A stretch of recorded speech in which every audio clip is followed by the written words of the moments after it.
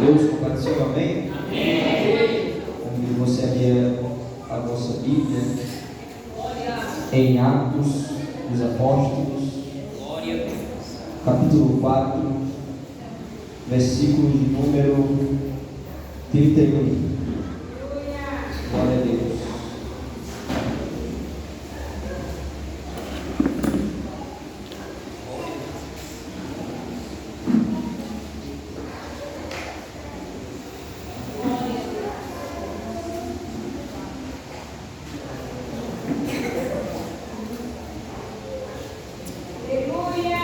Quantos acharam? Digam amém.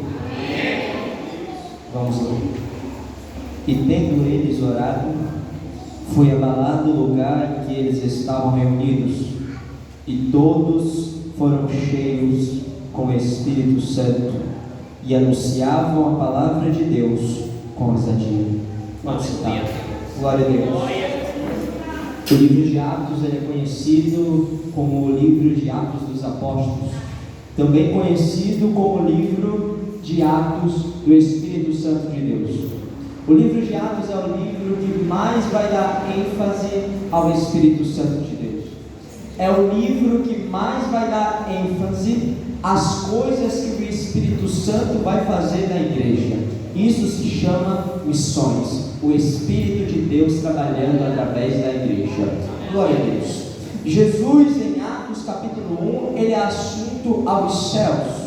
Ele diz para os discípulos que eles deveriam aguardar em Jerusalém. Mas o que, Jonas? Eles deveriam aguardar a promessa, aquela promessa que foi dada a Joel, que eles seriam cheios do Espírito Santo de Deus. Então os discípulos aguardam a promessa em Jerusalém. Eles aguardam a promessa unânimes em oração. Por quê? Porque a oração, ela é o papel principal do crente. Entenda uma coisa: o crente, ele não vence nenhuma batalha sem a oração. Todo crente deveria ter o seu momento de oração. Uma vez perguntaram para Billy Graham, se você pudesse retornar ao seu passado, o que você faria de diferente? E ele respondeu: eu oraria mais. Billy Graham era um homem cheio de Deus, cheio do Espírito Santo, que aonde passava, milhares de pessoas aceitavam a Jesus. Mas ele mesmo disse: eu oraria mais. Em Atos capítulo 2, o Espírito Santo vem sobre eles. Eles são batizados, são cheios do Espírito Santo de Deus. Ora, Pedro, o pai da igreja, como muitos dizem, Pedro, que era um homem, de certa forma, era um homem astuto, vamos dizer assim. Pedro era um homem que bate em mim, mas não bate nele. Ele é bravo. Pedro aqui era um homem que, se os soldados se aproximassem de Jesus, ele ia cortar a orelha, como ele mesmo fez. Pedro não era um homem que muitos podiam brincar. Não, Pedro era, vou contextualizar, um cabra macho. Pedro, então, o mesmo que negou a Cristo, o mesmo Pedro que diversas das vezes, enquanto Jesus estava orando, ele estava dormindo. Pedro então se levanta e Pedro começa a pregar. Desculpe aos demais pregadores, mas a pregação mais cristocêntrica que eu já vi. Quando Pedro, você pode ler no capítulo 2, quando Pedro começa a pregar aquela pregação, o alvo, o centro daquela pregação era Jesus. O centro da pregação de Pedro era Jesus, não era o homem, não era o objeto. O centro da pregação de Pedro foi o homem que morreu, mas ressuscitou ao terceiro dia e subiu o assunto aos céus. Resultado disso, 3.000 almas para Jesus. 3.000 almas, Jonas, sim. Desculpa, vou contextualizar de novo. 3.000 almas em uma cartada só. 3.000 almas. É muita gente, meu irmão. O Tiririca causa 2.000 mulheres. Quem estava aqui na Alfadete?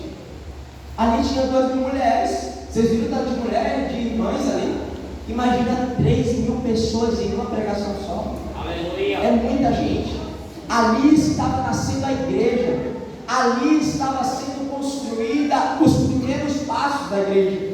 Jesus subiu, mas ele deixou o Espírito Santo. Quando Jesus morreu, os discípulos fizeram o quê? Foram todos se esconder.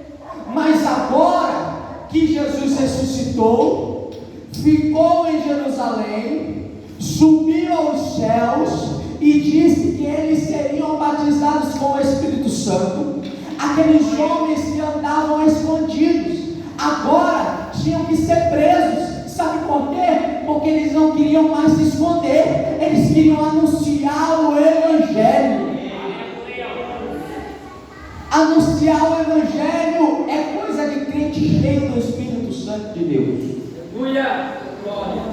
Tem muitas pessoas em nossas igrejas que dizem que são cheias do Espírito Santo de Deus, mas você quer saber se a pessoa é verdadeiramente cheia do Espírito Santo de Deus? Repara se ela tem o fruto do Espírito. Primeiro ponto. O segundo ponto, repara se ela prega o Evangelho. Repara se ela está no evangelismo. Repara se ela está na rua pregando. Pregar aqui na tribuna é muito fácil. Estudar para pregar aqui é muito fácil. O difícil é lá fora. O difícil é lá fora. Mas aqui na igreja está o homem que capacita. Quem é o Espírito Santo de Deus? O Espírito Santo de Deus, ele capacita o homem. Pedro se levanta. Pedro não estava ali, não era ele, mas sim o Espírito Santo de Deus guiando ele. E 3.000 almas aceitam a Jesus. Agora a gente vem para Atos capítulo 3. Pedro, lembra que eu disse que Pedro não gostava de orar? Agora Pedro estava indo às 3 horas da tarde orar. Quem faz isso? O Espírito Santo de Deus. Eu não consigo fazer isso. Pedro, eu acho isso muito interessante, porque Jesus estava orando e Pedro estava dormindo. Mas, agora que Pedro tem o Espírito Santo de Deus, não precisava Jesus mandar, ele estava indo orar. E quando ele está a caminho do templo, a Bíblia vai dizer que um coxo estende a mão. Então Pedro vai dizer no capítulo 3, versículo de número 6: eu não tenho prata nem ouro, mas o que eu tenho, isto eu te dou. Em nome de Jesus Cristo de Nazaré, levanta-te e anda. Pedro olhava Jesus fazendo o sobrenatural, minhas irmãs. Pedro olhava Jesus, meus jovens, fazendo o sobrenatural. Mas agora Pedro está vivendo o sobrenatural de Deus. Sabe por quê? Porque quando você se dispõe a pregar o Evangelho e você tem o Espírito Santo de Deus, você vai viver o sobrenatural. Você vai viver o sobrenatural de Deus. Quer viver o sobrenatural de Deus? Começa lá fora, prega o Evangelho. Prega para quem não tem Jesus. Prega para quem não tem esperança. É assim que a igreja vai ver o sobrenatural de Deus, quando a igreja se levantar e começar a pregar o Evangelho. E Pedro não perdia mais oportunidade. Pedro então começa a pregar de novo o Evangelho. Por quê? Porque aquele coxo tinha 40 anos de idade. Então todo mundo sabia que ele era coxo, não tinha como esconder que era uma farsa, era uma mentira. Não, todo mundo conhecia ele. Então Pedro começa a pregar isso daqui que vocês estão vendo, outra pregação cristocêntrica. Resultado disso, mais de 2.000 almas. A igreja estava com 3.000, agora está com 5.000 almas. A igreja primitiva está crescendo. Por quê? Porque o Espírito Santo está no negócio. Por quê? Porque tudo quanto nós colocamos o Espírito Santo na frente, tudo quanto nós colocamos Jesus na frente cresce. Sabe por quê? Porque quando Jesus está no negócio, o negócio dá certo. Quando Jesus está na frente, o negócio dá certo. Sabe por que não tem governo? Sabe por que não tem homem? Pode sair presidente, pode entrar presidente, pode sair perseguição, pode entrar perseguição, mas a igreja não vai parar. Sabe por quê? Porque quem guia a igreja não é o pastor, quem guia a igreja é Jesus. Quem guia a igreja não é o homem, é Jesus. A igreja é guiada pelo próprio Cristo. Aleluia, glória a Deus. Então acontece que aquela pregação cristocêntrica, Pedro só estava falando de Jesus, que ele morreu, ressuscitou, acendeu a fúria do sinédrio, os mesmos homens que condenaram Jesus.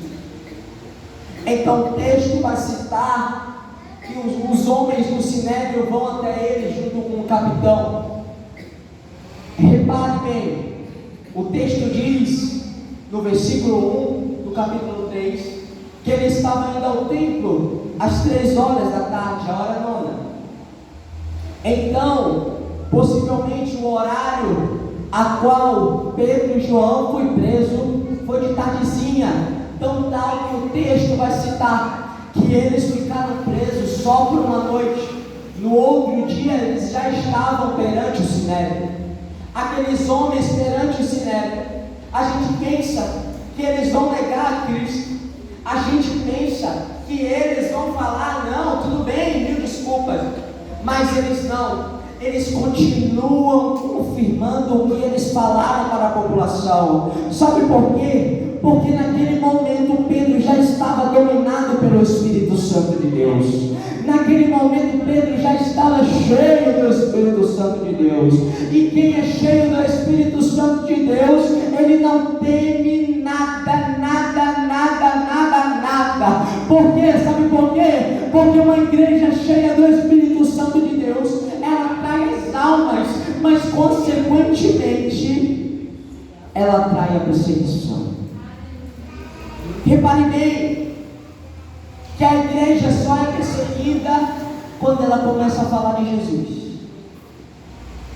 Enquanto a igreja está falando que o Evangelho vai te dar carro, que o Evangelho vai te dar riqueza, que o Evangelho vai te dar poder, ninguém se levanta. Mas quando a igreja começa a pregar a palavra, o Evangelho verdadeiro, o mundo se levanta. Sabe por quê? Porque eu e você aprendemos a verdade da palavra de Deus. E a palavra de Deus, ela confronta o pecado do homem. Nós somos confrontados todos os dias pela palavra. Qual é a palavra, Jonas? É simples. É a mesma de João Batista. Arrependam-se. Arrependam-se. Arrependam-se. Os nossos tempos estão deixando de pregar arrependimento. Mas hoje eu quero falar para essa igreja que o meu Jesus e o teu Jesus, ele morreu na cruz e ele perdoa pecados. Ele perdoa pecados e ele está aqui para perdoar. Mas eu quero dizer uma coisa também, que a palavra de Deus diz que só há 2 caminhos, quais são? Céu ou inferno. Ou você vai para o céu ou você vai para o inferno. Não existe meio termo. É a verdade do Evangelho. Aleluia. Nos nossos púlpitos estamos deixando de pregar isso. Estamos nos preocupando com as perseguições. Mas o que Cristo está falando é: em meio às perseguições, eu ainda tenho os meus que se levantam e adoram em verdade. E eu creio que aqui estão os deles, que não importa o que a nossa nação passe, que não importa o que passamos, a igreja vai continuar de pé. A igreja vai continuar de pé. Porque temos um general, e esse general é Cristo Jesus. Glória a Deus. Uma igreja perseguida, ela avança no poder de Deus. Por quê, Jonas? Ora, eles foram perseguidos, só que eles foram soltos, irmão, porque não tinham nenhum crime para culpar eles. E então, quando eles são soltos, você pode pensar, eles vão procurar vingança, eles vão procurar algo para matar aqueles homens do Sinédrio. Mas não, eles vão para a igreja, eles vão para a multidão dos 5.000, oh glória. Eles vão para o refúgio. Sabe qual é o teu refúgio, crente, no dia da adversidade? É a igreja. É a igreja. Sabe por quê? Eu não sei se você já sentiu isso, de entrar na igreja triste, pensando em desistir, falando: Jesus, hoje eu vou largar meu ministério, de hoje não basta, Deus. Aí Deus começa a usar alguém para falar contigo. Oh, glória. Você já percebeu que os dias que você pensa em desistir são os dias que Deus mais usa pessoas para falar com você? Isso já aconteceu comigo, isso já aconteceu contigo, é normal. Às vezes nós queremos desistir, às vezes nós queremos largar o ministério, mas Deus ainda usa pessoas hoje para dizer: não larga não, continua, bota Deus na frente do negócio. Oh, glória. Eles foram orar. Aqueles homens, Pedro e João, foram orar. Eles não buscaram vingança, eles buscaram a oração.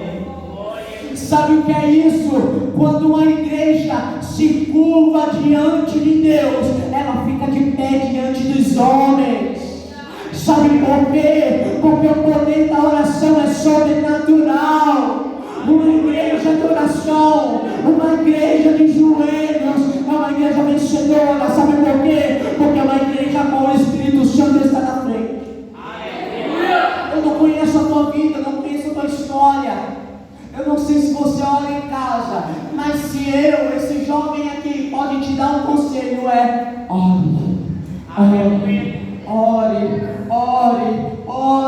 Sabe por quê? As maiores experiências de um homem e de uma mulher de Deus são dentro do seu quarto, orando sozinhos. Orar sozinho no quarto é muito bom, não tem coisa melhor. Às vezes estamos tão fracos, às vezes estudamos algo que a gente não gosta, mas aí o Espírito Santo vem, nos visita e diz: eu não te chamei para parar, eu não te chamei para recuar, eu te chamei para avançar.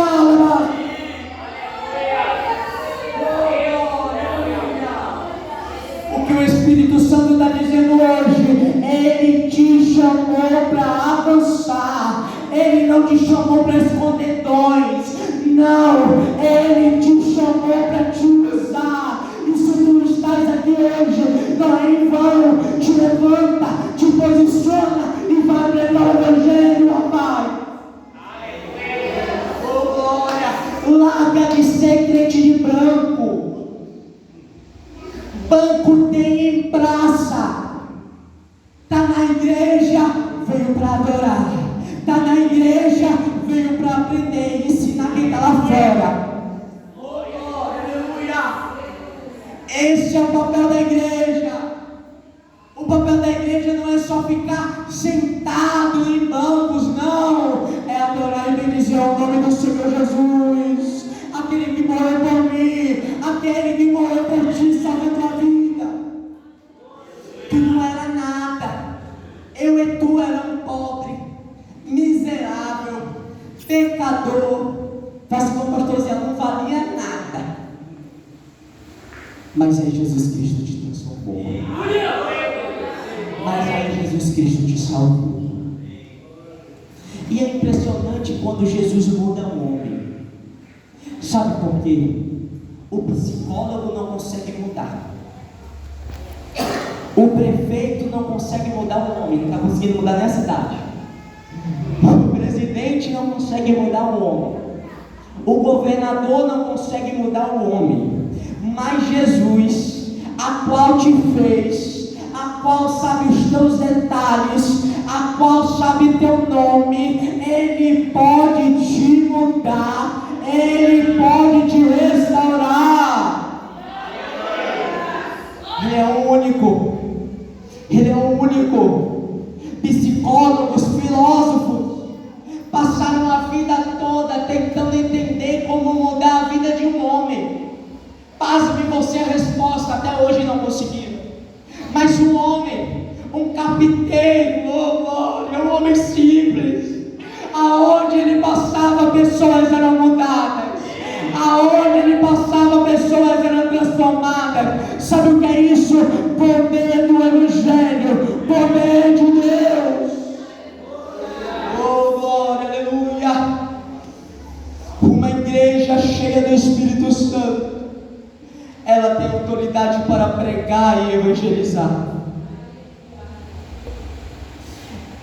Nós antigamente, eu sou um pouco novo, mas os irmãos aqui da minha retaguarda são muito mais experientes, sabem como Deus operava em evangelismo, sabem como às vezes vinham homens e mulheres, iam pregar lá na rua, e lá na rua eram batizados com o Espírito Santo.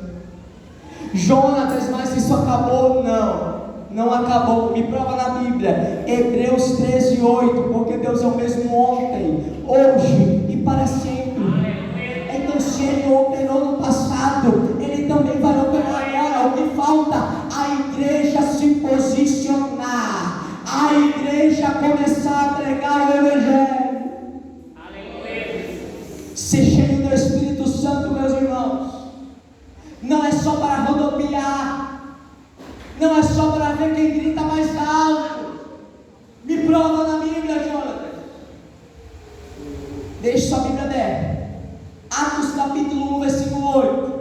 Mas recebereis poder quando vier sobre vós o Espírito Santo.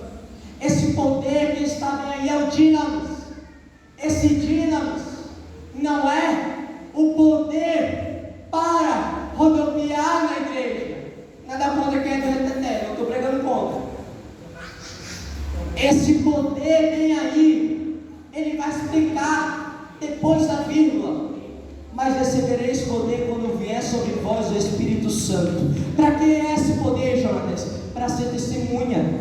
E sereis minhas testemunhas. Essa palavra aí, testemunha, no grego significa mártir, que significa morrer pela causa. O que ele está dizendo é: eu vou dar poder para vocês, vocês vão receber poder, mas vocês vão ser testemunha. O que é isso? Ser capaz de morrer pela causa. Sabe por que Pedro não temeu o sinédrio? Sabe por que João não temeu o sinédrio? Porque esse poder de Atos 1, capítulo 1, versículo 8, estava sobre a vida de Pedro, estava sobre a vida de João, e também está sobre a tua, meu irmão. Então ouça, oh glória. Aí o texto vai dizer onde é para ser usado.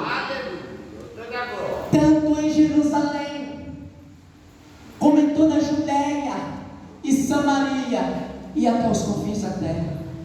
Confins da terra não existe. Quem está lá no Japão diz que aqui no Brasil é os confins da terra. Quem está no Brasil diz que no Japão é os confins da terra. Sabe o que esse texto quer falar no original? Confins da terra para todas as pessoas. O Evangelho é isso. Não importa ser rico, não importa ser pobre, não importa ser faxineira, não importa ser agricultor, não importa ser advogado, não importa se é médico, não importa se é evangélico ou não, se é empresário ou não. O Evangelho é para todos, para todos, para todos, para todos, para todos. Mas também não vai confundir esse para todos com para tudo. Tudo é uma coisa, todos é outra. O Evangelho não é para tudo, ele é para todos. A partir do momento que tu vir, tu tem que te renunciar. Renúncia. Renúncia. Tu só está aqui hoje porque tu não renunciou a algo. Renúncia. O O Evangelho é isso, renúncia, renúncia, renúncia, renúncia, renúncia. Glória a Deus. Charles Spurgeon, ele tinha uma frase muito interessante que é: eu creio no Espírito Santo, eu dependo do Espírito Santo. Quando Spurgeon ia subir a tribuna para pregar, ele dizia: eu creio no Espírito Santo, eu dependo do Espírito Santo. O maior avivamento que aconteceu em Londres foi através desse homem pregador, Charles Spurgeon, mas foi ele que fez, não foi o Espírito Santo. Sabe por quê? Porque Spurgeon era homem de oração, e oração é dependência de Deus. Oração é você dizendo: eu não consigo, eu não posso, eu sou fraco, mas tu consegue, mas tu pode, mas tu é forte. Isso é oração, é dependência, dependência. Já vou encerrar. O Evangelho é poder de Deus para transformar a vida de pessoas. O Evangelho é poder de Deus para transformar a vida dos teus vizinhos. O Evangelho é poder de Deus para transformar esse bairro. O Evangelho é poder de Deus para transformar a tua vida. O Espírito Santo quer te encher. O Espírito Santo quer te batizar. Mas o que você tem que fazer é buscar. É buscar os dons. É buscar a presença. Busca a presença. Busca a presença. Quer pregar o Evangelho? Busca a presença. Quer cantar? Busca a presença.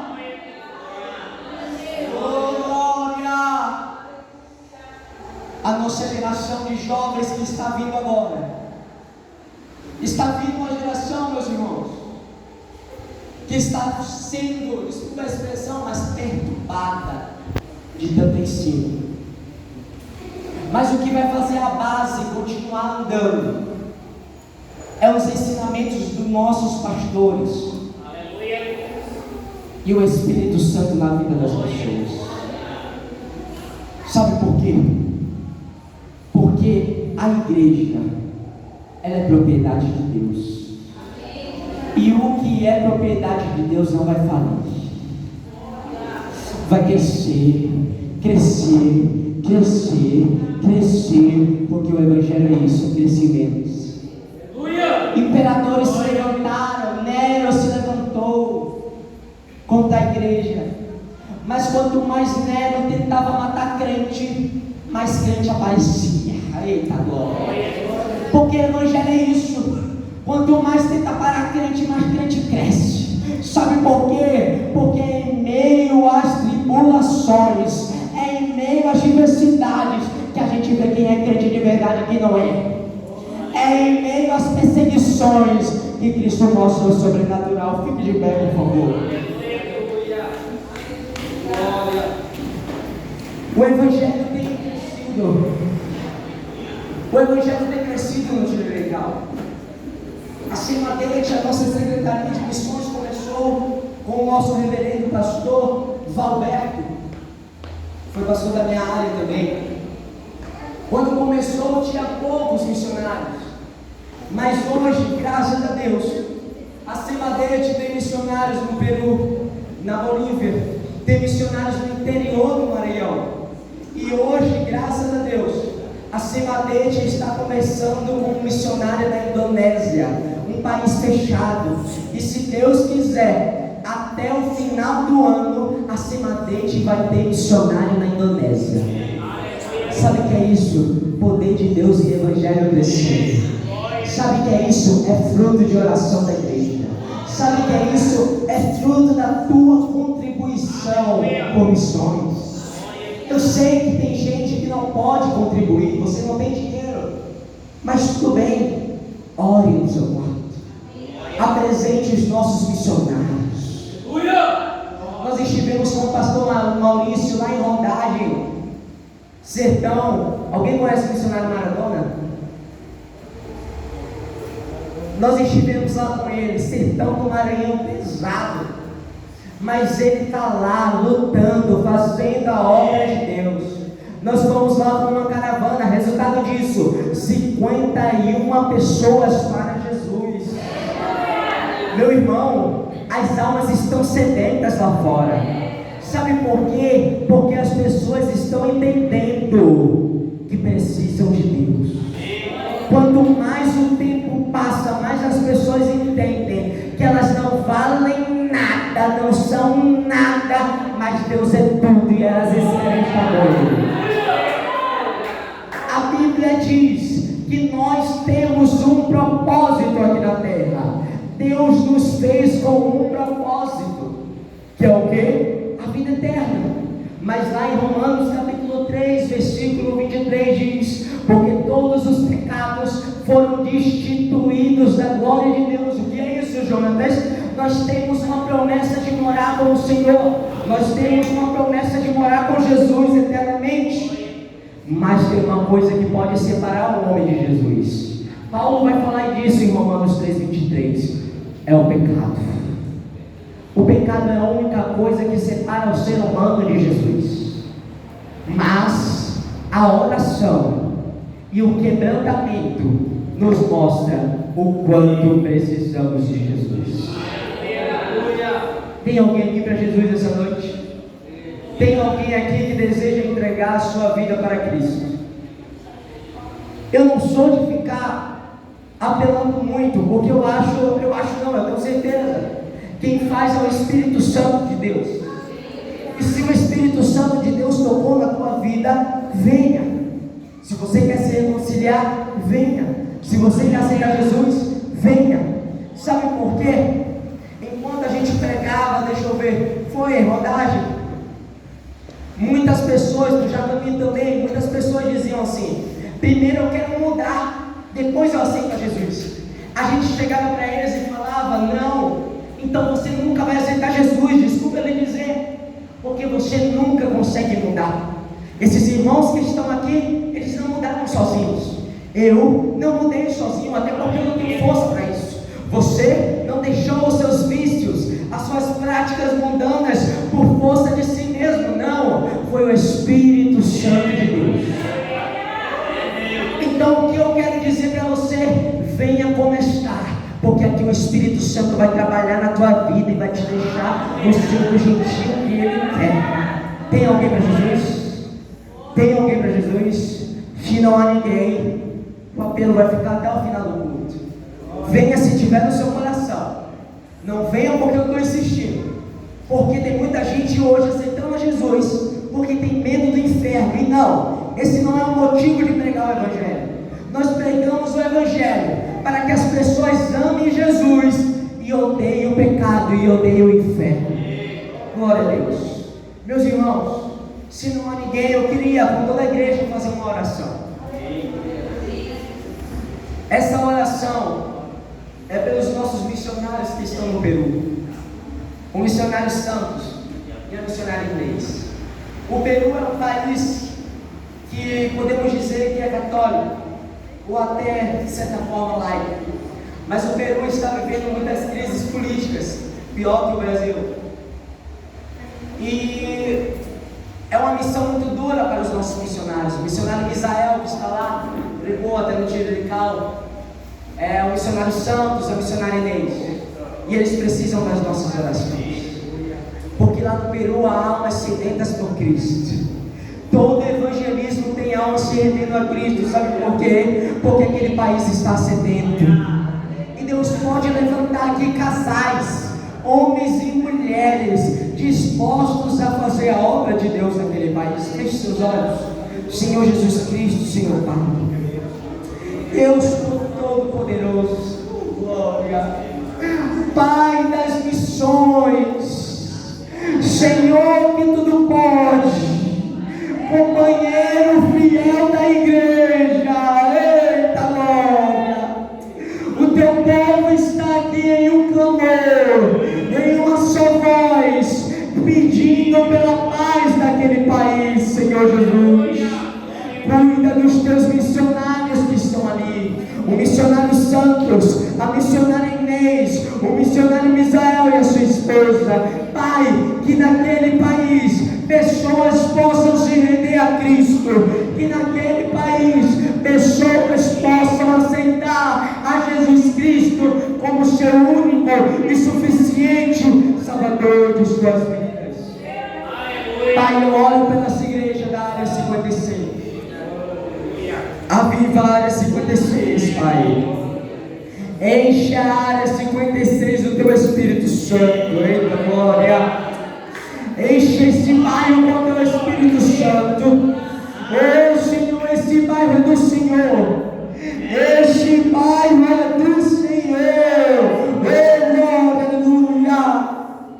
Senhor, que tu venha usar os teus filhos para saírem das quatro paredes e irem pregar o Evangelho lá fora, para os traficantes, para os drogados, para o homicida. Sabe por quê? Porque o Evangelho é poder de Deus. Em nome de Jesus, nós te agradecemos. Amém e amém.